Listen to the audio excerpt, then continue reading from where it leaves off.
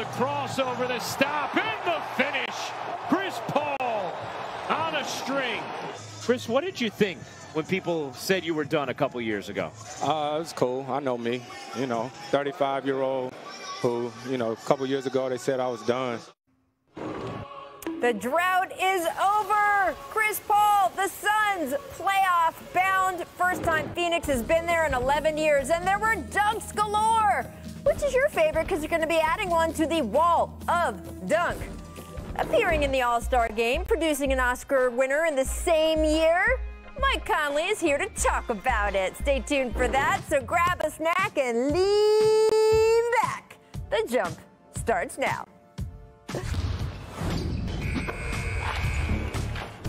Welcome indeed to The Jump. I'm Rachel Nichols. I'm alongside the host of the Hoop Collective podcast, Brian Windhorst, live from the Cobra Dome, and the man with one of the best wardrobes at ESPN, senior writer for The Undefeated, Mark Spears, in a fabulous shirt. Monica McNutt is going to join us later in the show, but we're going to start, guys, back in Phoenix, where the Suns ended their 11-year playoff drought, second longest in the NBA.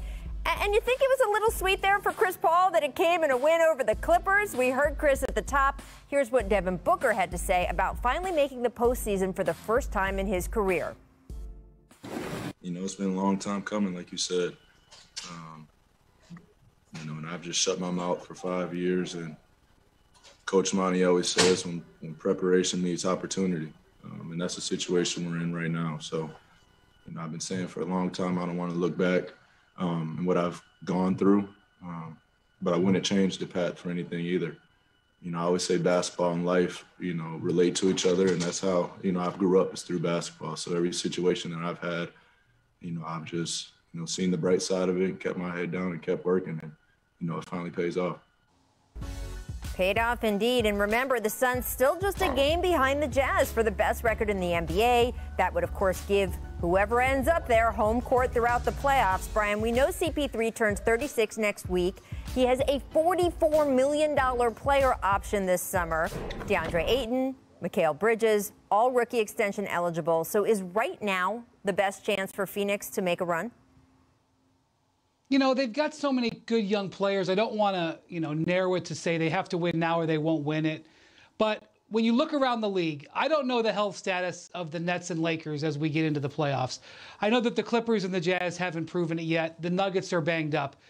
You could wait 7-8 years in your quote-unquote window and not get a chance like this. So the Suns have a lot to prove themselves. They're going to have to do some things they've never done before. But there is no reason why you can't see this team figuring out a way to win 4 playoff series.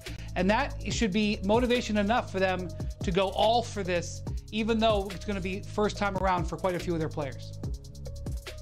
Yeah, I think for Chris, this is Chris looking out the window. That's the window of opportunity for them.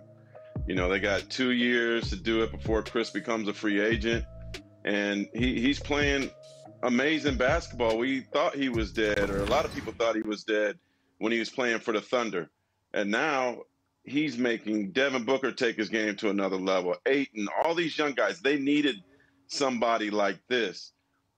And he should be talked about for MVP. I know he's averaging 16 points and maybe his assists isn't leading the league, but it's the most valuable player, and his value to this franchise who hasn't been in the playoffs in 12 years is amazing. So I see them having a 2-year window with Chris Paul. Let's see what he does as a free agent after next season at almost 40 years old. Maybe he might want to chase a ring somewhere else. But this team is special and certainly a championship contender with Chris. I mean, I remember certainly after the trade from Houston to Oklahoma City, there were people around the league saying he might want to hint and let teams know that he won't take that $44 million player option because that's the only way he could get traded to a contender. Of course, we all knew how hard he fought for the ability to have that player option at his age as the president of the Players Union, and that was never going to happen. But look, he got himself to a contender with his play, with that salary, and I think the Phoenix Suns would tell you he is worth every single dollar. I do want to get a little bit more into that idea of value with MVP, because I always say, look, there's in the conversation, and then there's like kind of a whole separate conversation about who might actually win. But for the larger sort of in the conversation, how do we rate or weigh value to your team beyond the stats, beyond sort of that extra quality of the effect you have on other guys, the leadership, the stuff that doesn't show up in the box score? Brian, how do you factor that in when you're doing your MVP voting?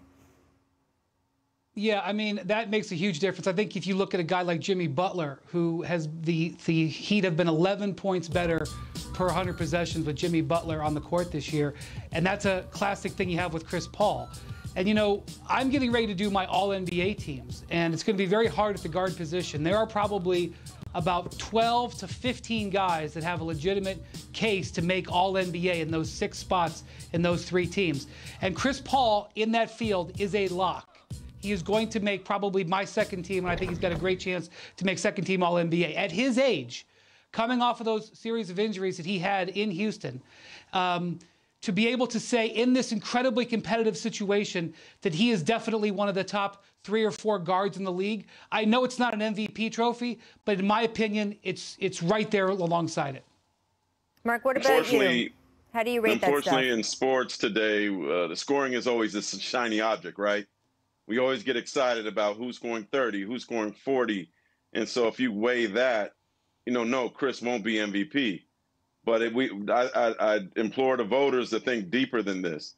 This is a guy that brought this team back to the playoffs after 11 years, right? I mean, and I know they were knocking on the door in the bubble, but they're not even just in the playoffs. They could be the first seed in the West. Nobody would have guessed that.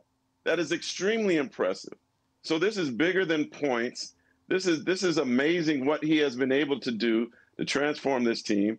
And we should probably be talking about Monty Williams for Coach of the Year as well. Absolutely. I mean, it's just such an interesting conversation, right? Because there are the guys who are leading their team. Their team is a contender. The team obviously has great players around that guy, and the numbers are off the charts.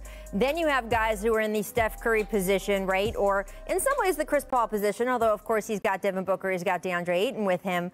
But guys who really, you know, the difference between, you mentioned Jimmy Butler, when they're on the court and when they're not, it's a whole different team. Now, this year, especially after Jamal Murray got hurt, Nikola Jokic is kind of both of those guys, right? And that is why he has been the leader in the clubhouse for MVP, because he is not only putting up some great numbers, but he also really is the guy on that team. And the fact that they did not sink in the standings since Jamal went down is such a credit to Jokic that I think he kind of incorporates a lot of those things together. But it is a larger question of how do we count that versus the guys on these loaded teams and sort of who are doing the things that we've seen them win MVP for year after year after year. A continuing discussion.